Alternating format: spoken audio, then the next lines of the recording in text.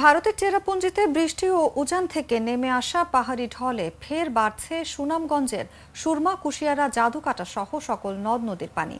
এরই মধ্যে সুরমা নদীর পানি বিপদসীমার ৩ সেন্টিমিটার উপর দিয়ে প্রবাহিত হচ্ছে।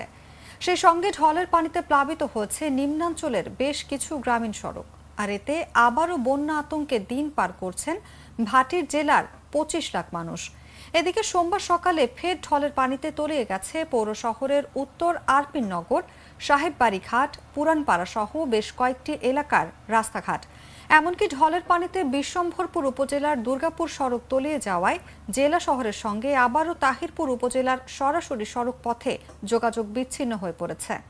সেই সঙ্গে ছাতক, দোয়ারা বাজার, মধ্যনগর সহ বেশ কয়েকটি উপজেলার নিম্নাঞ্চলের গ্রামীণ সড়ক তলিয়ে যাওয়ায় আবারও ভোগান্তি পোহাতে হচ্ছে নিম্নাঞ্চলের ৫ লাখেরও বেশি মানুষকে। এক মাসে ২ বার পানি বাড়ায় নাজেহাল হয়ে পড়েছে নিম্নাঞ্চলের বাসিন্দাদের জীবন।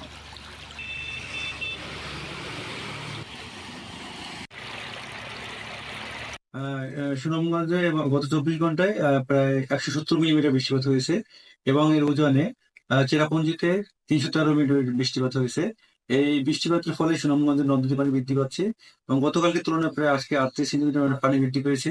ইতিমধ্যে আমাদের সুনামগঞ্জের সুরমা নদীর পানি ১১ সেন্টিমিটার উপর দিয়ে বিপদসীমার ১১ সেন্টিমিটার উপর দিয়ে প্রবাহিত হচ্ছে এবং যেহেতু আগামী ৪৮ ঘন্টা ভারী থেকে অতি ভারী বৃষ্টিপাতের পূর্বাভাস রয়েছে, সেক্ষেত্রে আগামী ৪৮ ঘন্টায় এই বন্যা পরিস্থিতি অবনতি হতে পারে এবং এক্ষেত্রে যারা সুনামগঞ্জ যারা নিম্নাঞ্চলে বসবাস করে তাদেরকে অনুরোধ করবো তারা যেন তাদের মূল্যবান জিনিসপত্র উচিত স্থানে রাখে এবং তারা যেন সতর্ক থাকে এবং সচেতন থাকে, তারা যেন সুষ্ঠুভাবে বন্যা মোকাবেলা করতে পারেন।